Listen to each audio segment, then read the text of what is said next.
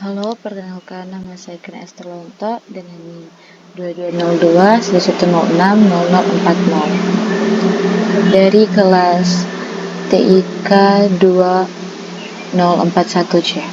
Pada saat ini saya akan membuat tugas struktur data dengan mengerjakan tugas beberapa contoh kode program C++, yaitu yang pertama untuk membuat program menggunakan larik yang akhir kodenya adalah sebagai berikut. Yang kedua, membuat program menggunakan string dengan hasil akhirnya sebagai berikut. Membuat program menggunakan string yang menampilkan pasti bisa.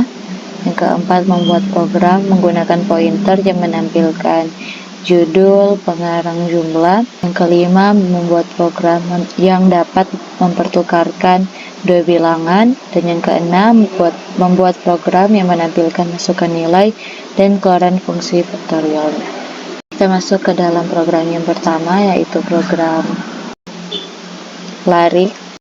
Yang pertama di sini kita masukkan library include IOStream, kemudian isi namespace std in main, dan di sini kita memakai integer untuk mendeklarasikan array variabel nilai dengan tipe data integer yang berisikan 5 elemen sebagai berikut.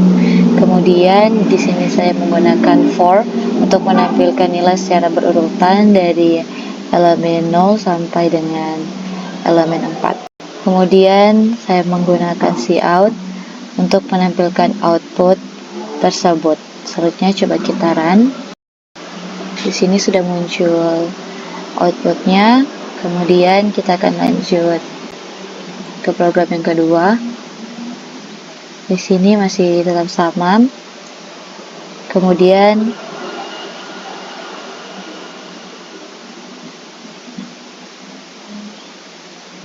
di sini kita menggunakan string names yang akan menampilkan 5 elemen seperti K-pop, Wulan Jamila, Yopi, Andin, dan juga Ahmad.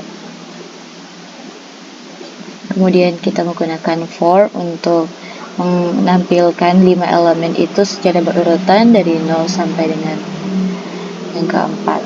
Kemudian cout untuk menampilkan output tersebut. Coba sekarang kita run. Kemudian di sini sudah tampil outputnya. Kita lanjut ke program yang selanjutnya.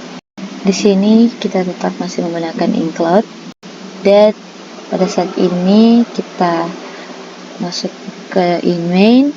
Di sini saya menggunakan string text yang akan menampilkan tulisan pasti bisa.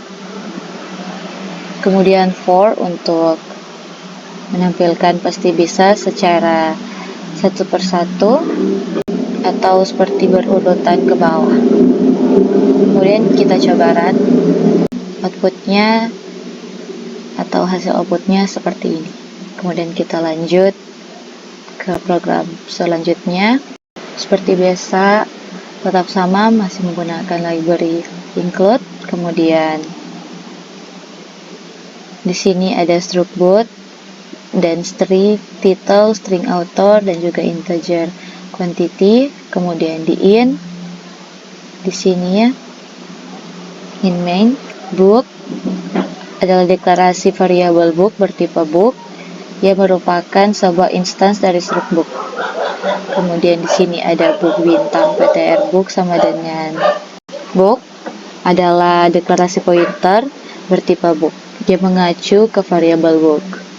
Kemudian di sini ada ptr book title, badai pasti berlalu, dan author dan juga quantity.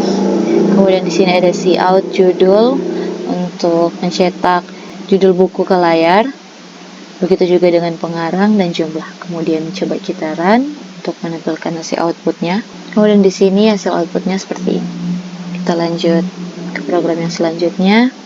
Masih seperti biasa menggunakan library include IOStream using namespace std. Kemudian di sini ada void split numbers dalam kurung integer a dan juga integer b. integer temp sama dengan A, dan juga A sama dengan B. B-nya sama dengan temp. Kemudian di sini ada integer main, integer 61 sama dengan 5, dan integer 62 sama dengan 10. Nah, di sini ada cout. Perintah cout ini untuk mencetak pesan sebelum pertukaran ke layar.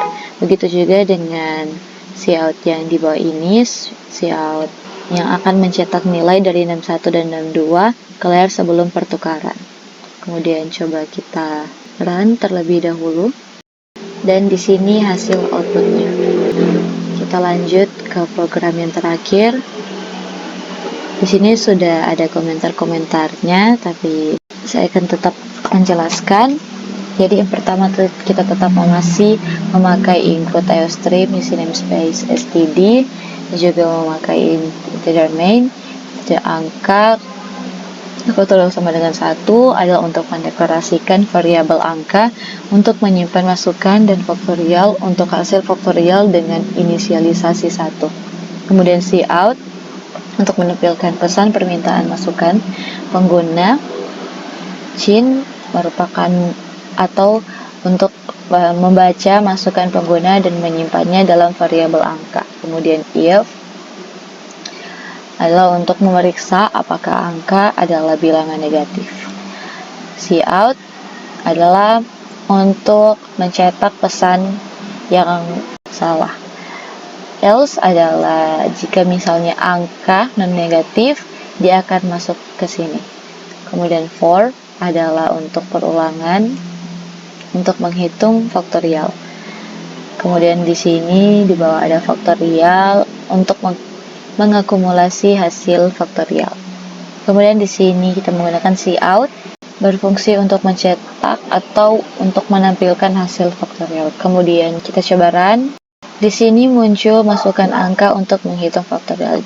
Misalnya kita memasukkan nilai 5 lalu di enter, ini akan muncul outputnya, yaitu faktorial dari 5 adalah 120. Demikian presentasi dari saya. Terima kasih.